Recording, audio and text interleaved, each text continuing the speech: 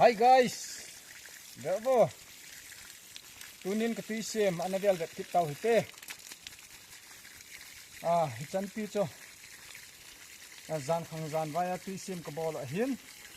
Tunin ni kho awang hi zan khang hitalowa. Suna pisem ka hin bol kit than hitaye. Gabo he. Zan khang zan vaya pi aga kisem ho a cho.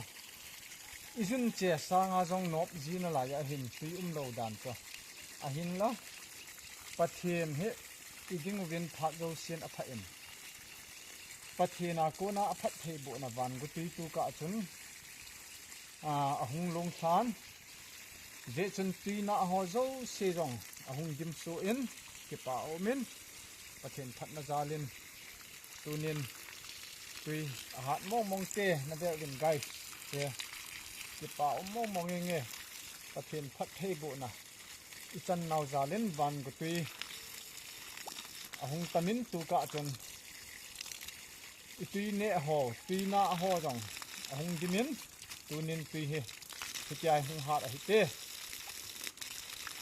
tui khang le na tui pi kinong cha bang yeng te guys da ve awen ke pa mong nge pha zo sen pathen a pha e ke pa me pathen to thangwa na teu hite ka ke pa e chan te guys